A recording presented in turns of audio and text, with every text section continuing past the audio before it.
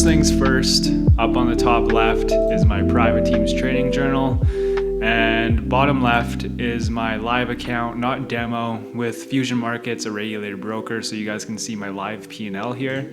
On the right is TradingView because it's simply the best for markups and analysis. Every single day I do a top-down analysis of all these charts here, but the thing is, I'm gonna take one of my entry models in 30 seconds here. If this green, or if this candle closes green 2 in a row on this Bitcoin trade, I'm gonna go long here, and I will talk about it as I'm breaking down the other charts. It's gonna be a pretty risky trade because we have selling pressure, and obviously we are in overall downtrend, so I'm playing off the reversal. It's really risky to be taking this trade, but sometimes you got to risk it for the biscuit. And as I'm breaking down the markets, I will break down why I'm taking this trade on Bitcoin so soon here.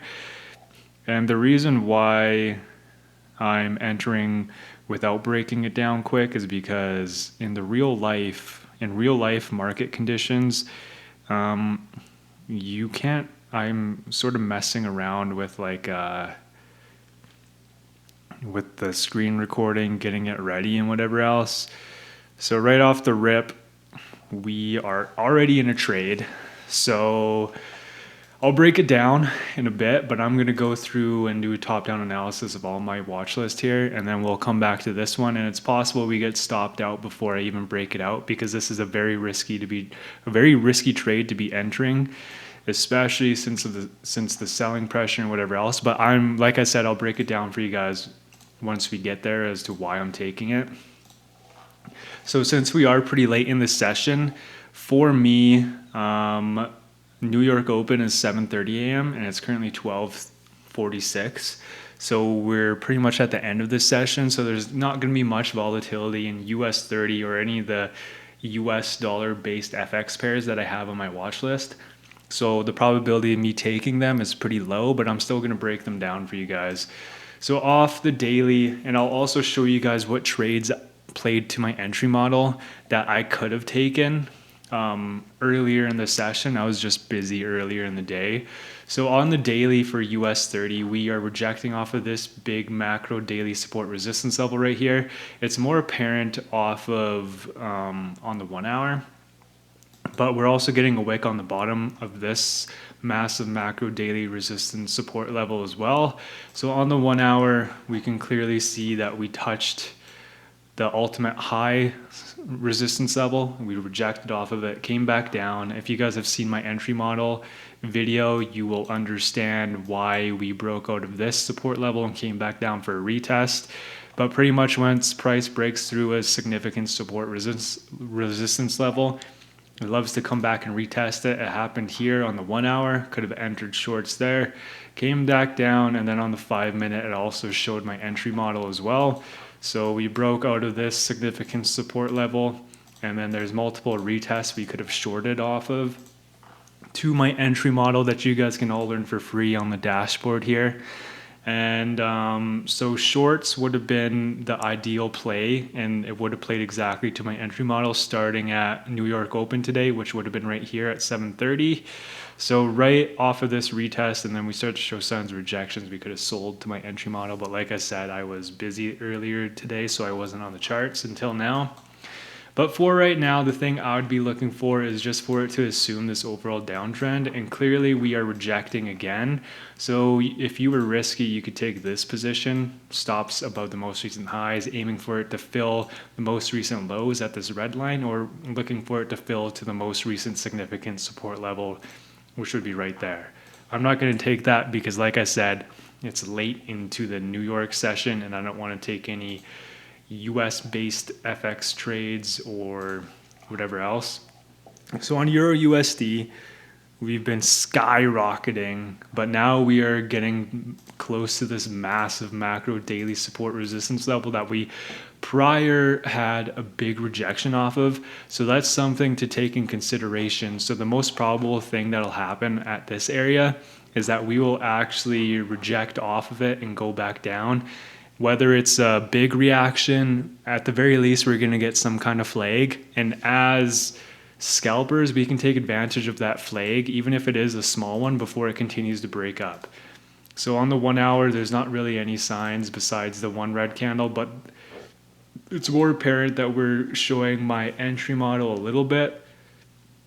So you could say that this is the first touch, but since we made new highs, it invalidates that as the first touch. So realistically right now, this would be the first touch, coming back up for a retest, and then it's going to start to show signs of rejections back down like what it's doing right now. So if we get 2 candle closes red here, it would be a good idea to go short, and it would play exactly to my entry model if that was the reversal point. But like I said, not trading FX pairs right now. I'll just leave this on just because, just to see what would happen if we did end up taking these, but I'm not taking these just because it's so late in the session. Moving on to Solana, one of my favorite markets, but the spread on Fusion Markets for Solana is actually pretty high, so I don't really like scalping it unless we are showing clear signs of rejections off of a big support or resistance level, which we might be right here. We've had a couple day consolidation candles in this area for Solana. So if we go down to the 1 hour, it definitely looks like we're going to be shooting off of this support resistance level yet again, and clearly we are rejecting off of it. We would just need it to break above these most recent resistance levels and have candle closes above it, which we haven't gotten yet. So longs would be risky here since we haven't gotten candle closes above here, but if it does start to break up, it would be looking healthy for it to continue pushing up. But for the time being, it looks like it's probably going to flag back down before that happens. But we have yet to break below these 5-minute support resistance levels clearly. And if it does do that, then we could go short, aiming for it to fill this price area. But we have yet to break below. So we're just waiting to see what happens here, if it finds support or not, or if there's enough selling pressure for it to push down. On Bitcoin is usually reflective of all the crypto markets. So whatever Bitcoin does, usually everything else follows suit.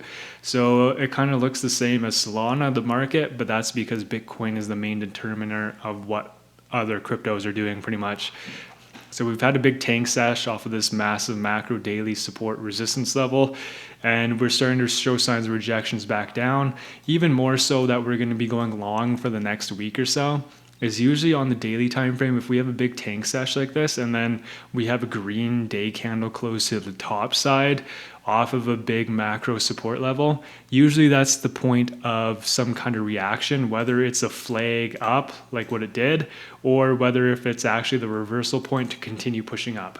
And since I'm so long bias on crypto, considering we've been tanking for the longest time, I think that this is just like a small or I think that this could be the reversal point for it to actually get enough buying pressure to finally sustain above this price point right here.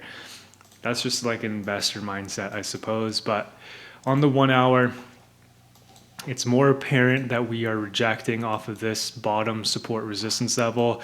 We have yet to break below it in the longest time, and we finally had a candle close at the high of the resistance level right here, but we didn't close above it. So it is risky for us to be longing here, because I think in the grand scheme of things, it could be falling down and test these bottom support levels yet again before it reacts back up. But the thing is, and the reason why I went long is on the 5-minute, we are kind of floating around this 5-minute support resistance level right here.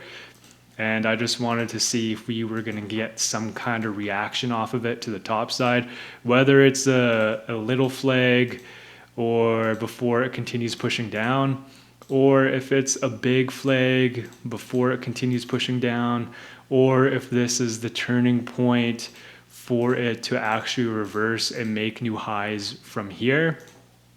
Either way, even if it is a small reaction to the top side, we can play off that. Since I am scalping, that's what we're trying to play off of, is just small price micro reactions like this. So that is why I went long here before I broke it down for you guys. And this is the FOMO entry to my entry model, because it is the first reaction to this support resistance level, and it's pretty risky to be taking because in the grand scheme of things, this is a 5-minute structure, and 5-minute structures don't really mean shit. I usually like to wait for it to have a reaction off bigger time frame stuff, like at least the 1 hour, but sometimes the 5-minute ones hold to my analysis and work out in my favor. So that's why I'm going long here. But if we don't get candle closes above this area on the 5-minute, the probability of it continuing the selling pressure is pretty high and stopping us out. And I would much rather get stopped out pretty quick with a contained loss than have it spike down and have to deal with drawdown for a bit. So that's why my stop loss is pretty tight here. And I'm just looking for it to bounce, have some kind of flag up, and exit somewhere in this price range. I'd probably want to exit somewhere in this little 5-minute price range right there. So we will see if there's enough buying pressure for it to push up into here. And if we get candle closes into this blue box here, the probability of it filling to the top is pretty high. And that's what I'm playing off of right now. Like I said, it is later in the session, so there's probably not going to be a crazy amount of volatility right now. So we're just waiting to see what happens with this trade. And this will be the only trade I take because it is pretty late in the session and it's probably not the smartest thing to be doing or to be even trading any market right now this late in the session. But I need to recoup this losing day that I had earlier this week. We're currently down 2K. So if I get anything over 2K, I might cut the trade, because if you have been watching my live trading videos or my live streams, the probability of me holding trades to full take profit is pretty low because I actually trade live capital. Like I showed you guys, I'm on a live account. And when it comes down to it, I don't care about trading stats. So like this is me not caring about my trading stats for the month so far. And I'm currently up $35,000. And I'm a big believer that if you're trading withdrawable money, whether it's on a live account like me, or if you're trading with a prop firm on a funded account and you're able to withdraw it, lock in the profits when you got them. Because at the end of the day, nobody gives a fuck if you hold a trade to full take profit. It's just a marketing ploy to sell you guys fake trading strategies that say they have high win rates or high RRs or whatever else.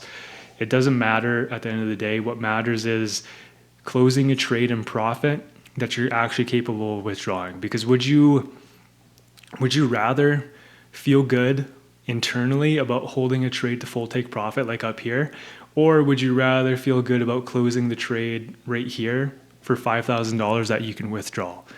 Me personally, I'd much rather close the trade while I got profits and be able to withdraw that and have it in my crypto account in 30 minutes from a regulated broker like Fusion Markets than say I have the best win rate or RR. But that's just me. That's my 2 cents on the whole trading stats thing. So at the end of the day, you guys can say whatever you want at my trading stats, but I'm still up $35,000 on a live account that I can withdraw and have in my crypto account within 30 minutes. So this is the fun part. We're just got to wait to see what happens with this trade now. We're starting to break above it. And the next thing I would be looking for is for it to have candle closes in this little blue box here, because that'll be looking very favorable for us. But the probability of this being a flag is pretty high since we are in an overall little downtrend right now. And the thing that scalpers that we're trying to do is we're trying to top tick when the flag is ending and turning, whether it's right there, whether it's right here where it is. But overall, we're just trying to top tick the flag if it is a flag in this overall downtrend. So we will see if I can do that. And usually I like to trail my stops in $500 increments. But since crypto is pretty volatile, it likes to, when it picks a direction, it likes to move pretty quick. And these candles can fill and wick out a lot. So if I trail my stop too close, I could get stopped out and then it'll continue pushing. So that's why on every other FX pair or US 30, I will actually trail my stop in $500 increments just so that I can lock in profits when I got them. But for crypto, for like trading Bitcoin and Solana CFDs, I actually don't really trail my stop until we create a safety, which would be if we get candle closes above here, I could trail my stop below this most recent 5-minute support structure. And that way I have a safety for price. It needs more selling pressure to actually drop below and hit our trailing stop than it would if we just trailed our stop in $500 increments like I usually do. So that is why I don't really do it. I just wait for it to create some kind of structure that I can have a safety before I start trailing my stop. So we're just going to sit back, relax, and see what happens with this trade, and if it wants to play out and give us a little push up that we can exit off of.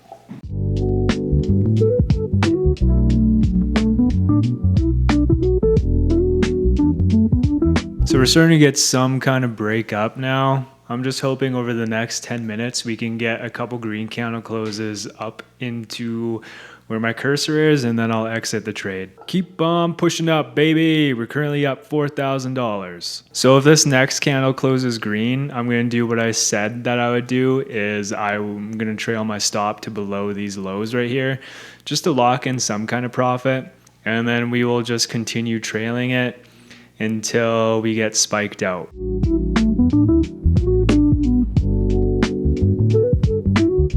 So we got a candle close, and I actually trailed my stop more aggressively than what I said I was going to. So it's right here. So we might actually get stopped out. I'm locking in $3,000 profit no matter what, just because I have a kind of bit of a feeling that this is just a flag up before it wants to come back down. So, and I would much rather trail my stop pretty aggressively. And we did get stopped out for $3,000. So it's possible that we flip up and I lose out on some profits, but I'm good with making $3,000 in like 30 minutes, especially since I'm actually trading on a live account. And that's also like the cool thing with trading as well. Yes, you have to be trading with like a significant amount of capital, which I'm trading with $400,000 to take the size of position that I just did. And also you have to front some of that capital to initially risk some of it for your stop loss. But once price actually moves into your analysis, you can eliminate risk entirely and then lock in profits like I did. I kind of have a feeling that it's probably going to flip up and continue pushing up, but I just don't want to get caught in this being like a flag in the overall downtrend, and then it just raging down, since we are in a selling market right now. And I would much rather get spiked out for $3,000 that I can withdraw right now than have to wait through that. But in all honesty, I probably should have played it a little bit more aggressively. I could have trailed my stop to where I said I was going to, like around this area for $1,000 instead, and we'd still be in the trade. And if it does flip green, this candle, in the next few minutes, we would be getting those profits as well. But it is what it is. I'm good with that, especially since it is later in the session on a Friday. So you don't really want to get stuck in a trade like that. So I'm good with that. I think let's go check out the trading history. It's a little jank because of the support thing right here, but maybe you guys can't see it. It's kind of crappy. So I'll pull it up on my phone, if my phone allows me to. So for the day, $3,200, if you guys can see that, in 30 minutes on a Friday, late in the session as well. So I'm more than happy with that. I'm going to journal this trade, and then I am going to break it down for you guys one last time.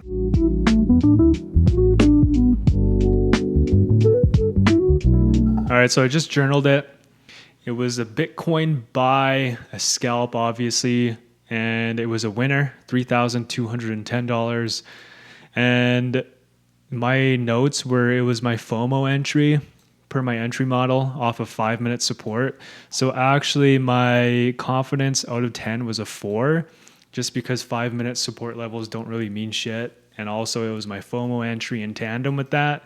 So I wasn't that confident in the trade, but I knew that if we did start to show signs of rejecting up, that we were going to have a flag off of it. And the reason why I wasn't that confident in it, because I didn't know how far we're going to be flaking up. And clearly we are showing resistance now off of this level. So it's possible that we did top ticket and now it's going to come back down and assume this overall downtrend.